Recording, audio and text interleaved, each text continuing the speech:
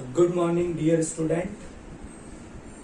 गायत्री विद्या मंदिर सांचौर के YouTube channel पर आप सभी का स्वागत है। आज हम क्लास 12 बायोलॉजी के 36 नंबर चैप्टर का 5th पार्ट इस लेक्चर में डिस्कस करेंगे। और आज का हमारा टॉपिक बेसिकली कलर ब्लाइंडनेस, वर्णांधता और हीमोफीलिया, इन दो एक्स लिंक्ड इनहेरिटेंस या जो ट्रैट्स हैं इन पर है।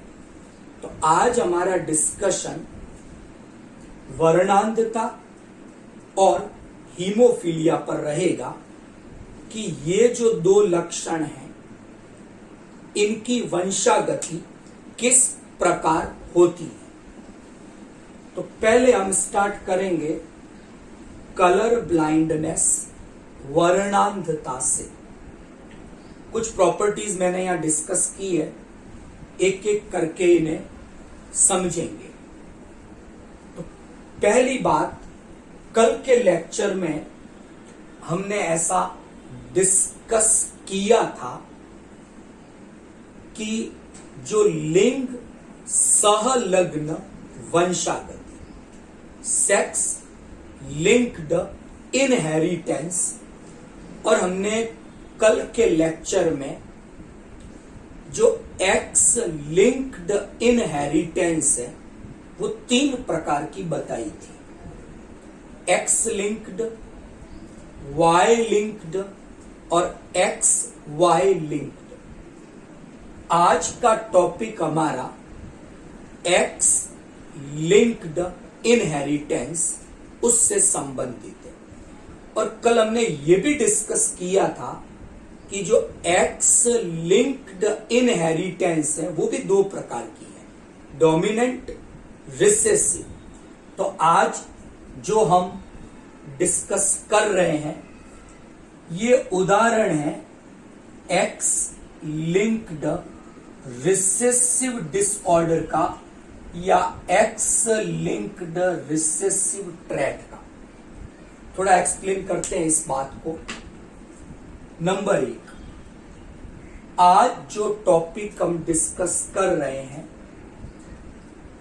इस लक्षण का नियंत्रक जीन एक्स गुणसूत्र पर उपस्थित है, पहली चीज। दूसरी बात कि ये जो लक्षण है वो रिसेसिव है, अप्रभावी है। इसका अर्थ ये है कि ये जो लक्षण कलर ब्लाइंडनेस, वर्णांधता हम डिस्कस कर रहे हैं, ये एक अप्रभावी एलील के कारण उत्पन्न हो रहा है। तो पहली जानकारी क्लियर कि वर्णांधता एक्स सहलग्न अप्रभावी लक्षण का एक उदाहरण है। नंबर 2, अब मैं मेल और फीमेल में क्या स्थितियां बनेगी वो डिस्कस कर रहा हूं। पहला एग्जाम्पल मैंने मेल का लिया है। अगर पुरुष है तो उसकी प्रत्येक कायिक कोशिका में ये गुणसूत्रीय संगठन मैंने प्रदर्शित किया है। 44 ऑटोसोम है, कायिक गुणसूत्र, कोई दिक्कत नहीं। एक्स वाई पुरुष के लिंग गुणसूत्र है, एक एक्स गुणसूत्र है, एक वाई गुणसूत्र है। ठीक। अच्छा, कल हमने डिस्कस किया था कि जो एक्स सहलग्न वंशागति है उसमें हमने कहा था कि नियंत्रक जीन एक्स गुणसूत्र पर तो है, लेकिन एक्स गुणसूत्र के उस भाग पर है जो नॉन होमोलॉगस है। यानी ये जीन एक्स गुणसूत्र के उस भाग पर है जिसका समजात भाग वाई गुणसूत्र पर नहीं है। मतलब इस लक्षण का या इस जीन का कोई एलील वाई गुणसूत्र पर प्रेजेंट नहीं है। तो सिंपली मैंने यहां एक्स के ऊपर एक सी मेंशन किया, मतलब इस पुरुष के एक्स गुणसूत्र पर वर्णांधता यानी कलर ब्लाइंडनेस का एक एलील प्रेजेंट है।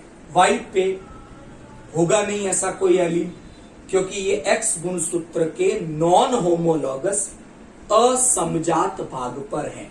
तो वाई में तो वो भाग नहीं है, इसलिए वो जीन, वो एलील वहां होगा नहीं। क्या कंक्लूजन निकला इससे कि मेल के अंदर अगर ऐसा हुआ, यानी केवल एक ही एलील इस लक्षण से संबंधित आया, तो भी पुरुष में वर्णांधता का लक्षण प्रकट हो गया, मतलब ये असामान्यता पुरुष में आ गई। मैंने लिखा भी है कि पुरुष में केवल एक ही एक्स क्रोमोसोम है, तो एक अकेला एलील ही पुरुष के अंदर वर्णांधता का लक्षण उत्पन्न कर लेगा।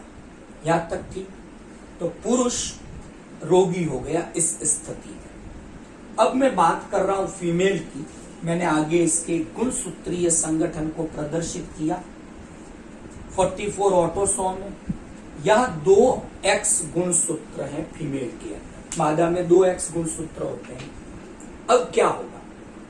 पहली स्थिति में मानो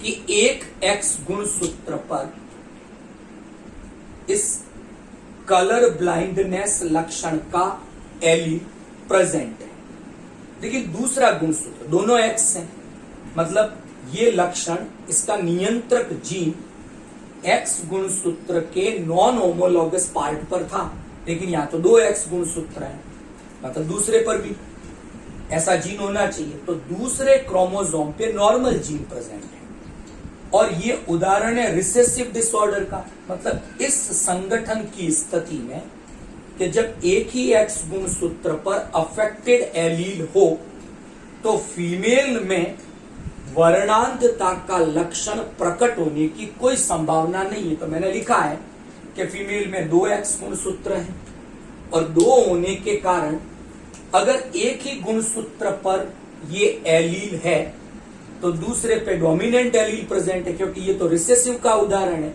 इस कारण ये अप्रभावी एलील अपना लक्षण प्रकट नहीं कर पाएगा। लेकिन ऐसी जो महिलाएं होंगी वो वाहक या कैरियर का काम करेगी। वो किस प्रकार वाहक होगी, मैं एक क्वेश्चन, एक स्थिति का उदाहरण लेकर आपको अभी समझाऊंगा। तो फीमेल में अगर ऐसी स्थिति है तो वो कैरियर हो सकती है, लेकिन कभी भी वो रोगी यानी उसमें रोग का लक्षण उपस्थित नहीं होगा। अब नेक्स्ट दूसरी स्थिति हम देखें कि दोनों ही एलील अफेक्टेड हो या दोनों ही एलील रिसेसिव हो। यहां पर जैसा मैंने यहां बताया 44 ऑटोसोम का एक गुणसूत्र, इस एक्स का भी ये एलील अफेक्टेड हो गया, इस एक्स का भी ये अफेक्टेड है। तो ऐसी कंडीशन में ये रिसेसिव कंडीशन आई, तो इस कंडीशन में जब दोनों एलील आए तो ऐसी फीमेल रोगी होगी, मतलब वर्णांधता का लक्षण उसमें प्रकट होगा। तो मैं अगर कंक्लूजन निकालूं तो मेल में रोग होने के लिए केवल एक ही एलील चाहिए, फीमेल में रोग होने के लिए आपको 2 एलील की आवश्यकता पड़ेगी, और वाहक के लिए केवल एक ही एलील चाहिए। तो अगर इसको और सरल करें तो ये कंडीशन विषम युग्मजीय अवस्था हेटेरोजाइगस, ये होमोजाइगस। तो फीमेल अगर होमोजाइगस है तो रोगी होगी, फीमेल अगर हेटेरोजाइगस है तो वाहक कैरियर होगी। मेल में एक ही एक्स गुणसूत्र है, दूसरा गुणसूत्र वाई है, वहां संबंधित एलील है नहीं, तो एक भी एलील अगर अफेक्टेड हो गया तो वो रोगी होंगे, लेकिन मेल कभी वाहक नहीं होगा। तो फीमेल वाहक क्यों है, मेल क्यों नहीं है, अगली पार्ट में हम इसको डिस्कस करेंगे। तो 3 चीजें समझ में आई कि वर्णांधता कैसा लक्षण है, मेल में इसकी वंशागति किस प्रकार हुई, फीमेल में किस प्रकार हुई। अच्छा, ऐसी जो वंशागति है मैं आगे अभी डिटेल डिस्कस करूंगा, आप एक लाइन अभी याद कर लें। ऐसी वंशागति को हम क्रिस क्रॉस इनहेरिटेंस आड़ी तिरछी वंशागति कहते हैं। अगर इसे परिभाषित करना चाहे तो क्या कहेंगे कि जनक के मेल में अगर रोग है, कि पुरुष है वो रोगी है, तो F2 पीढ़ी के पुरुष तक ये रोग जाएगा, लेकिन F1 पीढ़ी की महिलाओं से होते हुए जाएगा। तो रोग जनक से F2 संतति में गया, पुरुष से पुरुष में गया, लेकिन किसकी सहायता से गया? F1 पीढ़ी की महिलाओं के द्वारा गया। ऐसी वंशागति को क्रिस क्रॉस इनहेरिटेंस आड़ी तिरछी वंशागति कहते हैं। ये सामान्य जानकारी आपको समझ में आए। अब इस रोग में होता क्या है, बात करते हैं रेटिना की। जब आप आंख की संरचना पढ़ोगे तो उसमें सबसे भीतर की और एक परत है आई के, जिसका नाम है रेटिना। दृष्टि पटल हिंदी में कहते हैं। रेटिना पर दो विशिष्ट प्रकार की कोशिकाएं हैं, कॉन सेल और रोड सेल। तो जो कॉन सेल्स हैं, जिन्हें हम शंकु कोशिकाएं कहते हैं, ये कॉन सेल उत्तरदायी है, रिस्पॉन्सिबल है विभिन्न प्रकार के रंगों की पहचान करने में। यहां तक ठीक है। इस स्थिति में क्या होता है कि X गुणसूत्र पर एक म्यूटेशन के कारण अफेक्टेड एलील आ गया। उस एलील के कारण अब ये जो कॉन सेल्स हैं, शंकु कोशिकाएं हैं, वो कलर यानी रंगों में विभेदन नहीं कर पाती है। उनकी संवेदनशीलता या तो कम हो जाती है या समाप्त हो जाती है। तो जो कलर ब्लाइंडनेस है वो कई प्रकार की हो सकती है। उसमें सबसे कॉमन, जो सबसे सामान्य प्रकार की, वो है रेड ग्रीन कलर ब्लाइंडनेस, जिसमें रोगी लाल और हरे रंग में विभेदन नहीं कर सकता। तो कलर ब्लाइंडनेस किससे संबंधित है, क्या लक्षण होंगे, वो पता चले आपको। तो ये भी याद रखना है नीट के पर्पज से कि ऐसे जो रोगी है, ऐसे जो पेशेंट है, वो ट्रैफिक पुलिस में काम नहीं कर सकते, रेलवे में उन्हें जॉब नहीं मिल सकती, क्योंकि वहां काम ही है रेड और ग्रीन को आइडेंटिफाई करना, उनको अलग अलग पहचानना। तो ऐसे जो रोगी होंगे वो ग्रीन और रेड कलर में विभेदन नहीं कर सकते। अब हम कुछ उदाहरणों के द्वारा इस कलर ब्लाइंडनेस ट्रेट की वंशागति कैसे होती है उसको समझेंगे। एक एग्जाम्पल मैं ले रहा हूं, एक एग्जाम्पल मैं आज आपके लिए होमवर्क के लिए छोड़ूंगा। आप मुझे उस क्वेश्चन को करके व्हाट्सएप पे रिप्लाई दे सकते हैं। तो नेक्स्ट हम डिस्कस करेंगे। एक मैं कंडीशन ले रहा हूं और उस कंडीशन को समझेंगे। यहां तक आपको समझ में आ गया होगा। तो नेक्स्ट मेरा पार्ट है कि कलर ब्लाइंडनेस वर्णांधता की वंशागति कैसे होती है, उसको हम एक्सप्लेन करेंगे। ओके, तो मैं एक स्टेटमेंट, एक स्थिति ले रहा हूं काम में कि एक पुरुष हमने लिया, क्लियर, और उस पुरुष में सामान्य सी बात है 44 तो उसके ऑटोसोम है और XY उसके लिंग गुणसूत्र है। अच्छा, यहां मैंने स्थिति ये जोड़ी कि ये जो पुरुष था, ये पुरुष वर्णांध यानी कलर ब्लाइंड है। अच्छा, ऐसे पुरुष का मैंने लिख देता हूं यहां पर, ये आपके कलर ब्लाइंड मेल है, क्लियर। अब इस पुरुष का विवाह किसी ऐसी महिला के साथ करवाया जाता है जो नॉर्मल है, ना तो वो वाहक है और ना ही वो कलर ब्लाइंड है। तो उसके गुणसूत्रीय संगठन को हम प्रदर्शित करेंगे 44 प्लस XX, दोनों नॉर्मल, तो हमने नीचे मेंशन कर दिया कि जो फीमेल है आपकी वो नॉर्मल फीमेल है। अब आपसे पूछा जाता है कि इस स्टेटमेंट में ऐसा मेल और फीमेल है, इनकी मैरिज हुई और इनकी जो ऑफ स्प्रिंग संततियां बनेगी उनमें कलर ब्लाइंडनेस के क्या चांसेस हैं। पुन्नेट स्क्वायर बनाएं सीधा सा और देखते हैं कि क्या संभावनाएं बनती हैं। बहुत सिंपल है, एग्जाम में इस तरह के क्वेश्चन पूछे जाते हैं और आपको वो संभावनाएं बतानी होती है। इधर मैं मेल गैमिट बनाऊंगा, इधर मैं फीमेल गैमिट बनाऊंगा। सिंपल, पहले मेल की बात करें। गैमिट बनना है मतलब अर्धसूत्री विभाजन, मियोसिस होगा। तो 22 गए ऑटोसोम यहां, 22 ऑटोसोम यहां, ये X आ गया, ये आ गया आपका Y। X है वो उसके ऊपर डिफेक्टेड एलील है, ये मैंने बना दी। सेम मैं फीमेल के बना दूं, 22 ये, 22 ये, यहां पर भी X क्योंकि फीमेल में तो दोनों X हैं, दोनों नॉर्मल। ओके, अब हम संततियां बनाएं। क्या बना पहले में 44 प्लस XX, ये X अफेक्टेड आया है, मेंशन किया जाए।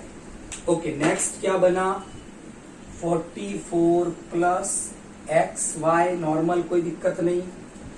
22 प्लस XX फिर अफेक्टेड है, ओके, ये मेंशन कर दिया। देन लास्ट 44, सॉरी यहाँ 44 है, 44 प्लस XY, कोई दिक्कत नहीं। ओके, बात करते हैं, ये फीमेल है लेकिन केवल एक ही X पर अफेक्टेड एलील है, दूसरा हेल्थी है, इट मीन्स डिजीज नहीं होगी। यहां कोई अफेक्टेड एलील है ही नहीं, नॉर्मल। या फिर एक अफेक्टेड है लेकिन डिजीज नहीं होगी, ये फिर नॉर्मल। इसका मतलब F1 जनरेशन में, ये पेरेंट था, ये F1 जनरेशन है, मतलब F1 जनरेशन में कोई ऑफ स्प्रिंग ऐसी नहीं होगी, कोई संतति ऐसी नहीं है जो कलर ब्लाइंड हो, वर्णांध हो, सब हेल्थी है। लेकिन जो फीमेल है वो कैरियर है, वाहक है। कैसे क्रिस क्रॉस है, मैं वापस इसका एग्जांपल लेके चलूं कि अब इस महिला का विवाह एक सामान्य पुरुष से करवाया जाता है तो F2PD बने, तो क्या चांसेस बनेंगे उस पर मैं डिस्कस कर रहा हूं, यहां तक कोई दिक्कत नहीं। तो ये मेल हो गया अब नॉर्मल, और फीमेल मैंने ले ली F1 जनरेशन की एक फीमेल ली। ओके, बात करते हैं क्या स्थितियां बनेगी उसके ऊपर। ओके, तो ये फीमेल के ऊपर एक C लगा दो, मतलब ये हो गई कैरियर। तो ये आपके F1 की एक फीमेल हमने ली, और जो मेल है वो नॉर्मल है, तो इसकी शादी हमने एक नॉर्मल मेल से करवाई। यहां तक ठीक, कोई दिक्कत नहीं, नॉर्मल है। क्या गैमेट्स बनेंगे XY, कोई अफेक्टेड नहीं फीमेल में, ये X, ये X, एक X के ऊपर मुझे क्या लगाना पड़ेगा, कलर ब्लाइंड का G। ठीक, ऑफ स्प्रिंग बनाए, क्या क्या बनती है फर्स्ट वाले में 44 प्लस XXC, कोई दिक्कत नहीं। सेकंड क्या बनेगा 44 प्लस XX, नॉर्मल। देन यहां क्या हुआ 44 plus XCY, then 44 plus XY, यहां तक ठीक है। तो मैं क्या देखता हूं यहां पर, ये X यहां आ रहा है, एक अफेक्टेड यहां आ रहा है, मतलब F1 में किसी को कोई डिजीज नहीं थी, यानी पेरेंट में मेल जो था वो कलर ब्लाइंड था। पेरेंट से F1 पीढ़ी में किसी में डिजीज नहीं आई। F1 पीढ़ी की फीमेल की मैरिज हमने नॉर्मल मेल से करवाई, अब ये F2 आया है, ये आपका F2 है। तो F2 पीढ़ी में आप देखते हो कि एक मेल ऐसा है जो कलर ब्लाइंड है वर्णांध है। इसका मतलब क्या हुआ कि जनक जो पेरेंट था वो मेल था अफेक्टेड, तो मेल से ये डिजीज F2 के मेल तक आई, लेकिन किसकी सहायता से आई? F1 की फीमेल की सहायता से आई। ऐसी वंशागति को हमने क्रिस क्रॉस आड़ी तिरछी वंशागति नाम दिया है। कोई दिक्कत नहीं, आपको समझ में आ गया होगा। ऐसी एक दूसरी डिजीज है, मैं डिटेल डिस्कस नहीं करूंगा क्योंकि उसकी वंशागति भी वर्णांधता की तरह ही होती है। तो उस डिजीज का नाम है हीमोफीलिया। इसे हम ब्लीडर्स डिजीज कहते हैं।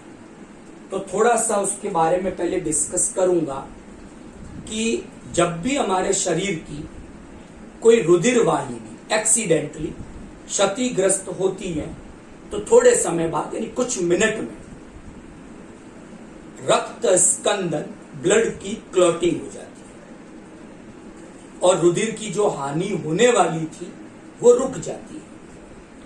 लेकिन ये जो ब्लड की क्लॉटिंग, रक्त का जो स्कंदन हो रहा है, रक्त का जो थक्का बन रहा है, वैज्ञानिकों ने कुल 13 फैक्टर 13 कारकों की खोज की है जो ब्लड क्लॉटिंग के लिए आवश्यक है। अगर इनमें से कोई भी एक कारक नहीं है तो रक्त स्कंदन यानी ब्लड क्लॉटिंग की, रुधिर के थक्का बनने की क्रिया नहीं होती और ज्यादा रक्त शरीर से जब निकलेगा, क्लॉटिंग नहीं होगी तो ऐसे पर्सन की डेथ तक भी हो जाती है। इस डिजीज को हीमोफीलिया, अच्छा इससे रॉयल डिजीज, शाही बीमारी भी कहते हैं क्योंकि ब्रिटेन का जो शाही परिवार है वहां ये डिजीज पता लगाई गई। अब होता क्या इस डिजीज में कि जो 13 कारक थे उसमें से एक फैक्टर नंबर 8 है और एक फैक्टर नंबर 9 है। तो किसी जीन में उत्परिवर्तन के कारण उन प्रोटीन का या उन फैक्टर का संश्लेषण नहीं हो पाता और उसके कारण ब्लड की क्लॉटिंग नहीं होती। तो जिस तरह से वर्णांधता एक्स लिंक्ड रिसेसिव डिजीज है, वैसे ही जो हीमोफीलिया है वो भी एक्स लिंक्ड रिसेसिव डिजीज का उदाहरण है। कॉमन हो गई बात। तो सेम होगा, मेल के अंदर एक ही एक्स है इसलिए वो अगर अफेक्टेड हो गया तो सी की जगह एच लिखे, उसमें कलर ब्लाइंड के लिए सी लिखा था, हीमोफीलिया के लिए एच। तो मेल के अंदर 44 प्लस एक्स एच वाई है तो एक भी एलील आने से उनमें डिजीज होगी, एक ही एलील सफिशिएंट है। लेकिन फीमेल में केवल एक ही एक्स अफेक्टेड है तो दूसरा नॉर्मल पड़ा है, वो डोमिनेंट है, इसलिए उनमें ये डिजीज एक्सप्रेस नहीं होगी। तो फीमेल उस कंडीशन में कैरियर, वाहक होगी, जैसा वर्णांधता में था वैसा ही हीमोफीलिया में होगा। लेकिन अगर फीमेल के दोनों ही अफेक्टेड हो, तो हमने तो कहा था कि अगर कलर ब्लाइंडनेस है तो फीमेल कलर ब्लाइंड हो सकती है जब दोनों ही एक्स पर एलील अफेक्टेड हो। लेकिन फीमेल में कभी भी हीमोफीलिया डिजीज देखी नहीं गई। कारण कि अगर ऐसी कोई फीमेल है जिसका गुणसूत्रीय संगठन ये हुआ 44 ऑटोसोम प्लस XH यानी दोनों ही X गुणसूत्र पर हीमोफिलिक एलील आ गया है तो लक्षण आना चाहिए। लेकिन जब मेंस्ट्रुअल साइकिल, रज चक्र की क्रिया हुई पहली बार 13 वर्ष 14 वर्ष की आयु में, तब वो फैक्टर उपस्थित नहीं है रक्त स्कंदन वाले, तो अधिक रक्त स्त्राव के कारण पहले रज चक्र के दौरान ही ऐसी महिलाओं की मृत्यु हो गई। इस कारण प्रकृति में हीमोफिलिक फीमेल तो नहीं मिलती लेकिन कलर ब्लाइंड फीमेल जरूर मिलती है। तो ये रीजन आपको याद रहेगा। बाकी दोनों की वंशागति का पैटर्न बिल्कुल सिमिलर, एक जैसा होता है। यहां तक आपको समझ में आया होगा। तो आज हमने डिस्कस किया एक्स सहलग्न वंशागति के बारे में। तो आज समझ में आ गया होगा कि ये वंशागति लिंग सीमित वंशागति से और लिंग प्रभावी वंशागति से, जो मेरा कल का वीडियो था, उन दोनों से ये किस प्रकार अलग होती है। अब आप लोगों के लिए एक क्वेश्चन है, आप अच्छे से सुनना और इसी प्रकार से, जैसा मैंने एक चेकर बोर्ड बना के पुन्नेट स्क्वायर की तरीके से सॉल्यूशन किया है, वैसा आप लोग भी करें। क्या किया कि एक पुरुष कलर ब्लाइंड है, यानी वर्णांध है, उसका विवाह करवाया गया एक वर्णांध महिला के साथ। ठीक, मतलब पुरुष भी कलर ब्लाइंड है, महिला भी कलर ब्लाइंड है, तो इनकी जो संततियां होंगी उनमें जो वर्णांध संततियां हैं उनकी प्रतिशतता ज्ञात कीजिए कि कितने परसेंट ऑफ स्प्रिंग संतति कलर ब्लाइंड होगी। आप मुझे व्हाट्सएप पे इसके आंसर भेज सकते हैं, फोटो खींच के बना दे कॉपी में आप। आई होप आज का लेक्चर आपको समझ में आ गया होगा। कल इस चैप्टर के लास्ट टॉपिक को अपन डिस्कस करेंगे जो क्रॉसिंग ओवर पे है, जीन विनिमय पे। तो एक छोटा सा लेक्चर उस पर डिस्कस करेंगे, प्लस 2 डिसऑर्डर है, एक का नाम है सिकल सेल एनीमिया, एक पहले वीडियो में भी थोड़ा डिस्कशन किया था, और एक डिस्कस करेंगे फिनाइल कीटो यूरिया के बारे में। तो कल के वीडियो में छोटे छोटे से 2 टॉपिक डिस्कस करेंगे, फिर ये आपके चैप्टर कंप्लीट हो जाएगा। Thank you.